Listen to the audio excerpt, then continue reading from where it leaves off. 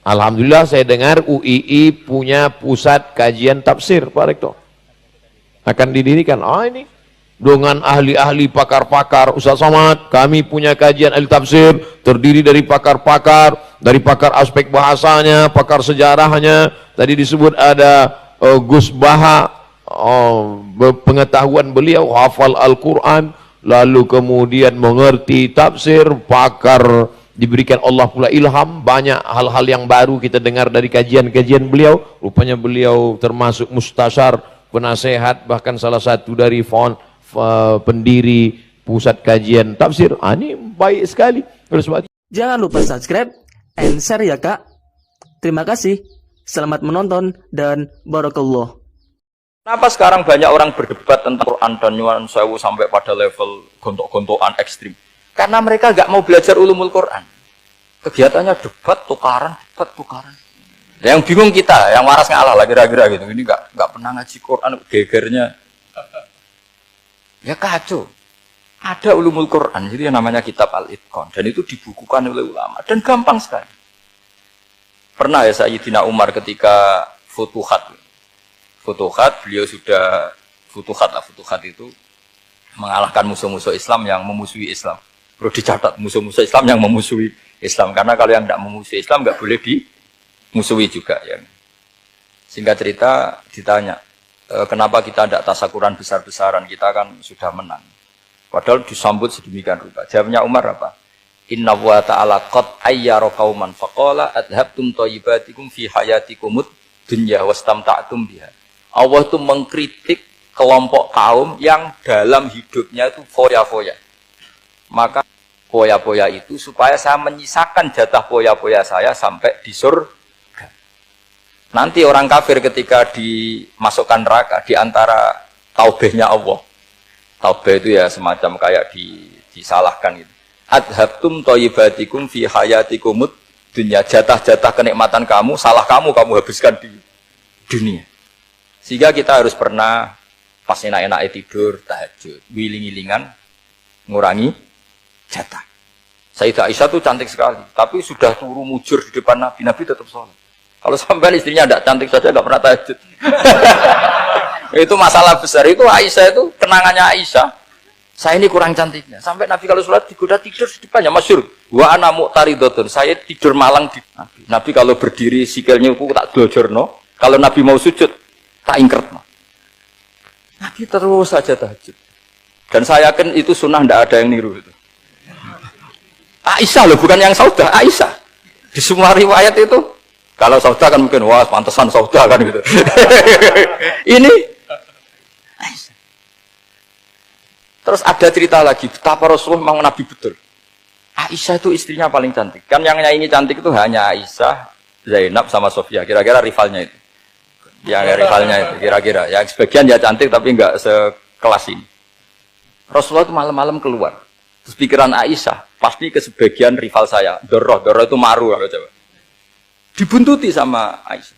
Nabi enggak tahu kalau dibuntuti Aisyah. Ini hadis riwayat doa masuk kuburan. Jadi hadis itu ya unik, kalau enggak di tangan ulama itu jadi kacau. Babu doa li ahlil kubur, bab mendoakan ahli kubur itu babnya itu tentang cemburu.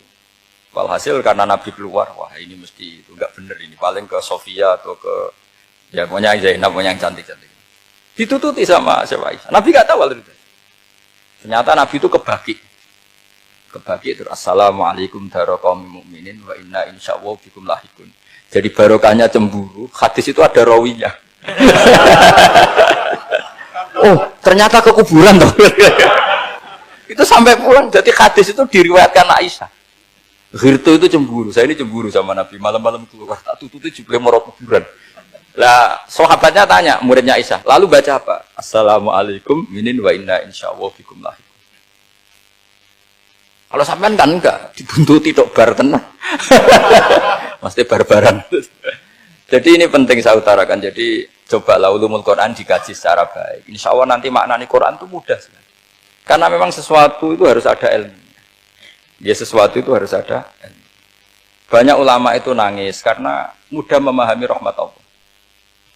Abu Yazid Al-Bustami itu jadi wali bukan karena banyak wiridannya, enggak. Dia setiap makan itu memuji begini, ya Allah, Engkau itu tidak butuh saya, tapi kenapa ngasih makan saya? Kalau majikan ngasih makan karyawannya kan supaya mau kerja. Semua kebaikan manusia itu pasti ada imbalannya. Tapi engkau itu tidak butuh apa-apa. Kenapa ngasih nikmat kepada manusia padahal engkau tidak butuh? Itu kan aneh betul. Kalau apapun ikhlasnya orang, kalau ngasih itu kan ada maunya. Meskipun sudah bilang ikhlas. Oh sudah, tapi kalau Allah itu tidak butuh. Misalnya ada orang nyumbang masjid ikhlas, tetap di hatinya, benak Jumatan Par, Quran yang dindi, tetap ada kepentingannya. Tapi kalau Allah enggak. Sehingga cara mensifati Allah itu luar biasa. Makanya orang jadi wali itu diantara kata Rasulullah, Inna woha la yardu anil abdi idha akalal aklah fayahmaduhu alaiha au yashrba syarbah fayahmaduhu alaiha. Allah itu sangat ridho. Orang jadi wali itu kan diridani Allah. Allah itu sangat ridho kalau seseorang makan, kemudian dia muji Allah. Coba apa hebatnya lemes mati? Apa hebatnya presiden seluruh dunia? Kalau nggak makan ya lemes mati. Orang yang katanya paling top di dunia, itu nak gak makan kangkung, nyatanya ya lemes. Hebatnya di mana? Yang kita puji-puji hebat, ternyata kalau nggak makan itu lemes. Pak Rektor nggak makan lemes, apalagi Pak Onwel nggak makan lemes. Hebatnya apa coba? Nah, terus kelihatan wa khuliqal insanu dhaifa. Makanya ketika Allah mengingatkan orang yang menyembah Isa, Allah hanya menghentikan gini, karena yakulani to'am. Isa dan ibunya itu makan. Maksudnya kalau nggak makan itu ya Kamu kebayang nggak punya Tuhan terus, Pak Tuhan jangan lemes, monggo dariin. Kayak apa malunya kita punya Tuhan kalau nggak makan apa? Lemes. Terus nanti cerita, alhamdulillah tadi Tuhan mampir sini. Tadi lemes lah tak kasih makan, bergas lagi. Makanya ini kalau nggak makan itu. Tapi kita sering keliru mengatakan Presiden Amerika itu super power hebat. Hebatnya di mana seorang manusia? Kalau nggak makan ya. Ini makanya Allah ngintikan wa khuliqal insanu dhaif. Sehingga banyak para wali itu dekat Allah ketika makan. Bukan apa-apa karena tadi makannya itu tidak kayak sampai anak makan banyak lahap segala-galanya udah gitu. Itu tidak setiap makan ya Allah betapa lemahnya saya. Yang katanya rektor, yang katanya profesor, katanya orang alim kiai, katanya pengurus NU, pengurus Muhammadiyah, ternyata kalau tidak makan lemes. Kerennya di mana lemes? Sehingga terus tawadu, terus macam-macam. Jadi ini penting. Jadi Allah mengingatkan manusia itu dengan makan. Makanya Nabi Rasulullah ngendikan Allah itu sangat ridho seseorang yang setiap makan muji Allah. Tapi sekarang orang karena ada aturannya sebetulnya ngunyahnya sampai sekian kali. Ya, tapi sekarang kan sudah ada seperti itu. Makanya sekarang wali sudah enggak banyak. Pendaftarnya juga sudah ada banyak. Apalagi orang-orang intelek itu sudah agak tertarik daftar wali. Memangnya kalau sudah jadi wali dapat uang malah repot lagi kalau itu. Tapi ini saya cerita orisinilnya ilmu Quran. Ketika Allah mengkritik Isa itu hanya ketika dituhankan maksudnya. Itu hanya dengan kalimat kana yakulan itu Isa dan ibunya sama-sama makan. Dan ketika Allah memuja Rasulullah SAW dan para nabi, itu pujaannya itu aneh. Wa ma arsalna qablaka minal mursalin illa innahum la yakuluna ta'ama wa yamshuna fil aswaq. Saya tidak pernah menugaskan para rasul kecuali mereka itu ya makan dan jalan-jalan di pasar. Saya sampai sekarang hampir tiap minggu itu jalan-jalan ke pasar sama anak saya. Meskipun saya di Rembang Kecelok kayak gede itu tetap biasa saja. Karena apa? Kata Rasulullah Muhammad, Isa itu sampai dituhankan itu gara-gara jarang makan. Terus orang memitoskan macam-macam. Rasulullah itu kalau makan itu di depan umum, sering di luar rumah. Supaya kelihatan kalau beliau itu manusia. Jadi makannya Nabi adalah nafyun li uluhiyati. Perlu dicatat Nabi Muhammad jadi Nabi setelah dengan tanda kutip tragedi Isa dituhankan. Karena Rasulullah jadi Nabi setelah tragedi Isa dituhankan, maka sisi manusianya itu diperlihatkan. Sampai kalau makan tuh di depan umum. Tapi enggak marung di KFC, enggak ada riwayatnya itu. Nah, karena kepentingannya itu sehingga makannya Nabi ini ibadah yang luar biasa. Karena menunjukkan sisi kemanusiaan yang akan aman, tidak akan dituhankan. Paham ya? Sama. Seperti kita misalnya kiai atau pejabat. Makan saja enggak apa-apa. Tunjukkan kalau kita manusia. Kalau enggak makan lemes. Dan kalau itu terus dalam hati kita, insya Allah kita orang yang mengimani wa khuliqal insanu dhaifa. Betapa manusia itu lemah. Nah, tapi kita sekarang enggak. Kalau kita jadi rektor enggak bisa mengendalikan satu kampus. Jadi kiai bisa mengendalikan umat. Pikirannya itu kayak Fir'aun. Dan di antara kesalahan Fir'aun adalah faqala ana rabbukumul, bisa mengendalikan kalian sendiri. Maka dalam ilmu tasawuf yang pertama harus dihilangkan adalah sifat anania. Bahwa karena saya. Tapi kalau orang mau jadi wali atau orang dekat Allah, kenapa saya sering menyebut kata wali? Sebenarnya khazanah wali itu ada di Quran. Ala inna awliya Allahi la khaufun alaihim wa lahum yahzan. Cuma orang kota senangnya bakas intelektual. Wong desa senangnya bakas wali. Akhirnya banyak orang yang enggak wali modus pura-pura wali terus nipu orang. Jadi sama-sama ada korban. Yang intelektual juga sama. Seakan-akan lebih intelek dibanding wali ini. Makanya saya intelektual ya ada di Quran. Maksudnya terjemahannya ada. Bahasa wali juga apa? Ada. Dan kadang orang jadi wali itu melakukan hal-hal yang kecil. Yaitu merasa doif saat apa? Makan. Merasa doif saat makan. Karena tadi paling mudah menafikan ketuhanan seseorang adalah nyatanya kalau nggak makan lemes. Paling mudah mendoifkan manusia yang katanya presiden superpower pun kalau nggak makan lemes. Apa artinya kehebatan manusia yang sehatnya bergantung nasi satu mangkok? Kerennya di mana coba? Presiden kondang bisa pengaruh seluruh dunia. Jajalnya gak mangan sedino. Lemes.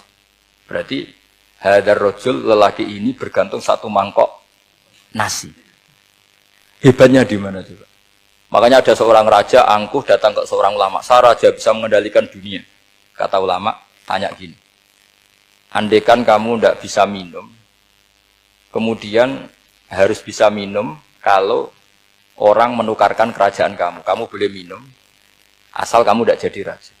Apa kamu kasihkan kerajaan kamu ketika kamu harus minum dengan cara seperti itu? Misalnya di tengah belantara, kalau di Arab kan sering ada apa? Sahara itu ada padang pasir. Ya saya milih minum. Kalau saya tidak minum mati. Mendingan tidak punya kerajaan. La tafrah bimulkin la yusawi apa? Kak samain. Kamu jangan bangga dengan kerajaan yang nilainya tidak ada dengan segelas. Baru dia sadar ternyata. Jadi kamu jangan bangga dengan satu kerajaan yang bahkan akan kamu tukarkan dengan segelas. Artinya pertanyaannya gini, kerajaan yang kamu bisa mimpin ini ditumpang air apa ditopang keangkuhan Anda? Sebenarnya hanya ditopang air. Karena sekali Anda tidak minum, tidak bisa jadi raja. Terus lemes, diobat, no. Sama presiden juga gitu. Kalau nggak makan, nggak minum, terus sakit, stroke, nggak bisa jadi. Artinya ternyata betapa manusia ini bergantung dengan sesuatu yang remeh, yaitu makan, minum, makan, minum. Nah di sini ini, kenapa Quran menyebut para nabi itu apa? Illa innahum la ya'kuluna ta'ama wa yamsuna fil aswaq. Kalau kamu tidak memahami seperti ini kan terus kayak Quran kok ngomong hanya gini kok, kayaknya kelasnya kok nggak intelek gitu. Cara pandang nggak seperti itu, paham ya? Jadi supaya lebih memahami Quran dan kamu akan lebih tasdik kepada Quran sebagai kalam Allah yang pegangan kita. Demikian. Assalamualaikum warahmatullahi wabarakatuh.